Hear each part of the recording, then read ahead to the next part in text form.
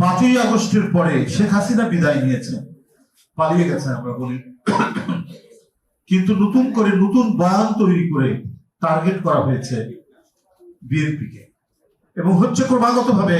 আপনারা দেখেছেন যে 111-এ টার্গেট করা হয়েছিল 2টি রাজনৈতিক দল এবং তাদের নেতাদেরকে। আমরা এটা বলেছি -2 তত্ত্ব, এবং পৃথিবীর বিভিন্ন দেশেও এই কথাটি বলা হচ্ছে, বাংলাদেশে 2টি বড় রাজনৈতিক দলকে মাইনাস করা। একটি দল আবার পুনরায় ক্ষমতায় এসে এমন দুঃশাসন চালিয়েছে, এমন হিংস্রতা চালিয়েছে যে তিনি গণতন্ত্রের একবারে শেষ সুতোটুকু পর্যন্ত নিশ্চিহ্ন করে দিতে চেয়েছে। এর বিরুদ্ধে ছাত্র জনতা জেগে উঠেছে, এর বিরুদ্ধে নিরন্তর সংগ্রাম করেছে বিএনপি তার সমমনা দলগুলোকে নিয়ে। এবং সেই করতে তো এমনি ঘরে বসে তো আন্দোলনের ডাক দেয়নি, সে আন্দোলন রাজপথে করতে গিয়ে জনির মতো, জাকিরের মতো, ইলিয়াস আলীর মতো, চৌধুরী আলমের মতো, সাইফুল ইসলাম হিরুর মতো, হুমায়ুন পারভেজের মতো, এরকম অসংখ্য জনপ্রতিনিধি থেকে শুরু করে তরুণ, ছাত্র, যুবক, এদেরকে আমাদেরকে হারাতে হয়েছে। কারো কারো লাশ আমরা পরবর্তীতে পেয়েছি খালে, বিলে, বিভিন্ন জায়গায়। তাহলে সেটা আমাদের কুসুমে স্তীর্ণ ছিল না, ফুলো সজ্জা ছিল না। সে আন্দোলন ছিল রক্ত ছড়া আন্দোলন। সে আন্দোলন ছিল মায়ের কাছ থেকে সন্তান হারিয়ে যাওয়া এবং স্ত্রীর কাছ থেকে তার স্বামীকে চিরদিনের জন্য হারিয়ে যাওয়া। পিতা এবং মা এখনো দরজায় অপেক্ষা করছে যদি তার সন্তান ফিরে আসে। এই বিয়োগান্তক এবং মর্মস্পর্শী এই আন্দোলন পাড়ি দিয়ে আমাদেরকে আসতে হয়েছে এবং বিজয় লাভ করতে হয়েছে। কিন্তু 5ই আগস্টের পর থেকে আবার নতুন বয়ান তৈরি করে তারা 111-এর যে ব্যর্থতা, -2 তত্ত্বকে তারা প্রতিষ্ঠিত করতে পারেনি বলেই এখন নতুন ভাবে তারা চেষ্টা করছেন যে আরেকটা কিভাবে বিদায় করা যায়। কিন্তু আমি আবারও বলি, মৃত্তিকার সাথে সম্পর্কিত কোন রাজনৈতিক দর্শন এবং রাজনৈতিক নেতৃত্ব সংগঠনকে আপনারা মিলিয়ে দিতে পারবেন না, আপনারা মাইনাস করতে পারবেন না। এটা আমরা চেষ্টা করেছেন 111 থেকে, তারপরেও পারেনি। আপনারা পেরেছেন একজনকে, এবং তাকে প্রতিষ্ঠা করেছিলেন, তিনি শেখ হাসিনা। তিনি চলে গেছিলেন আমেরিকায় তার ছেলের কাছে। যখন বেগম খালেদা জিয়াকে পারেননি, তখন অভিমান করে আপনাদেরকে বললাম না, তাকে পারলেন না, আমি ফিরে আসছি। তাকে আপনারা ক্ষমতায় বসালেন, 15 বছর বাংলাদেশকে একেবারে নিশ্চিহ্ন করে দিয়েছেন। আমাদের ব্যাংক নেই, আমাদের বিমা নেই, আমরা একটি রাষ্ট্র যে দাঁড়াবে নিজের অর্থনীতির ভিত্তির উপর, সেটি নেই। এমন এক অবস্থা তৈরি। একটা মন্ত্রীর যদি 602টা সম্পত্তি পাওয়া যায় শুধু ইংল্যান্ড এবং আমেরিকায়, চট্টগ্রামের জাভেদ সাহেব, সাইফুজ্জামান চৌধুরী জাভেদ সাহেবের, তাহলে আর কার কত কি আছে? এটা তো নতুন নতুন ভাবে বের হচ্ছে, নতুন নতুন ভাবে আমরা দেখতে পাচ্ছি। একজন ইংল্যান্ডের, ব্রিটেনের মন্ত্রিত্ব করেছেন এবং সেখানকার এমপি হয়ে আছেন, তিনি বাংলাদেশের প্রধানমন্ত্রীর ঘনিষ্ঠ আত্মীয়া।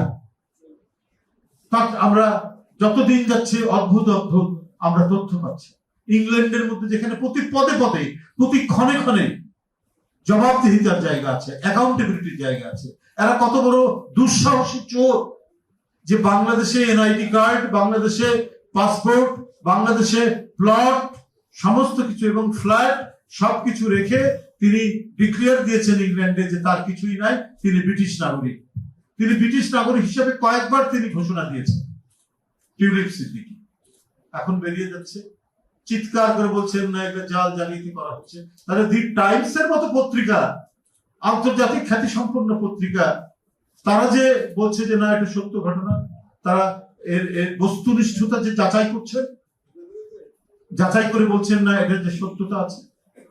আমার কাছে আজকে বিস্মিত লাগে যে লুটেরারা আবার বাংলাদেশকে লুট করার জন্য তাদের প্রচেষ্টার শেষ নাই, তাদের হিংস্রতার শেষ নেই।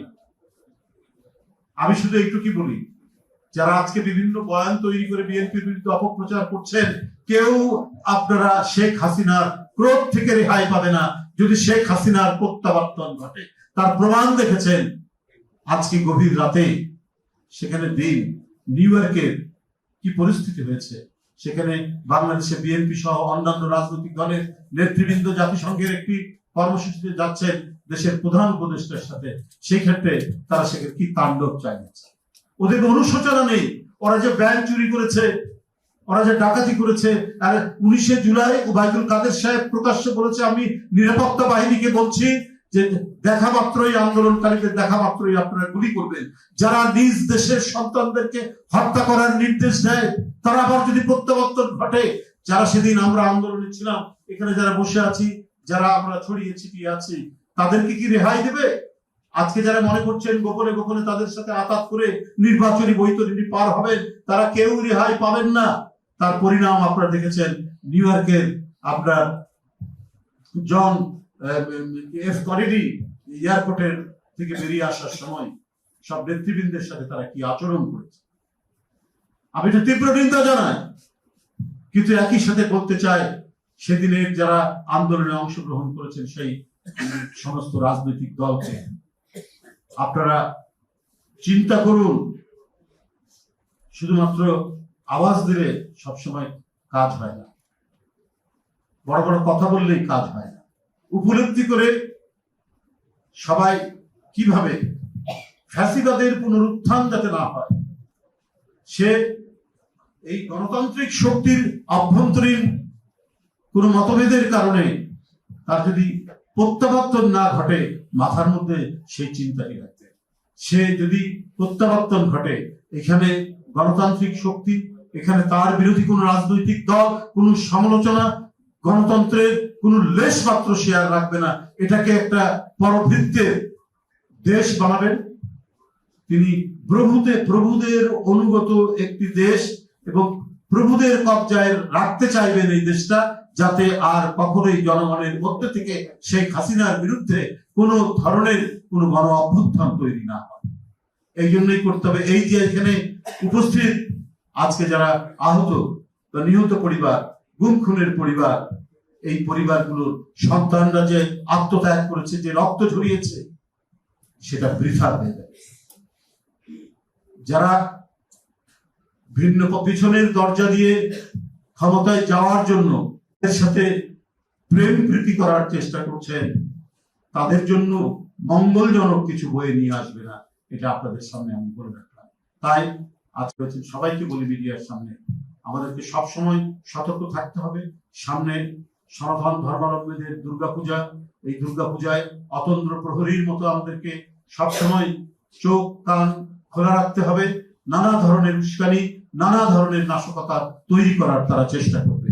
তাই বাংলাদেশ জাতীয়তাবাদী দলের সকল নেতাকর্মী, অঙ্গ সংগঠনের নেতাকর্মী, জাতীয়তাবাদী শক্তি এবং গণতান্ত্রিক আন্দোলনের যারা অংশগ্রহণ করেছেন, প্রত্যেককে নির্ঘুম অবস্থায় থাকতে হবে, যাতে আমাদের দেশের একটি অন্যতম প্রধান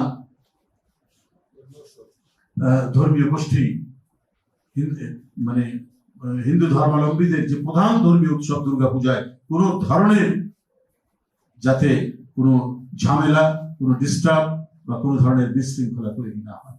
আমি আন্তরিক জানাচ্ছি আমরা বিএনপি পরিবারের সকল সদস্যকে, বিশেষ করে এর যারা নেতৃত্ব দিচ্ছেন আতিকুর রহমান রুমন এবং মকসুদুল মোমেনিন মিথুন সহ যারা প্রায় প্রতিনিয়ত অত্যন্ত নিবিড় তত্ত্বাবধানে আমাদের এই মানে সমস্ত আহত এবং নিহতদের পরিবারের সদস্যদের খোঁজ খবর রাখছেন, সাথে সাথে তাদের কাছে ছুটে যাচ্ছেন ভারপ্রাপ্ত চেয়ারম্যানের শুভেচ্ছা নিয়ে, সহযোগিতা নিয়ে।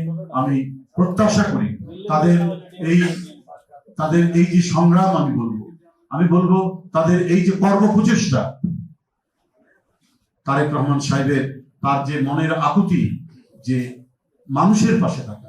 রাজনীতি মানে হচ্ছে সমাজ সেবা, সমাজ সেবার মধ্যে দিয়ে একটি রাজনৈতিক দল গড়ে ওঠে এবং জনপ্রিয়তা লাভ করে। তারেক রহমান সেই মহান মানব সেবার ব্রত নিয়ে তিনি কাজ করছেন সারা বাংলাদেশে, এবং তার একটি প্রধান কাজটি করছে আমরা বিএনপি পরিবার।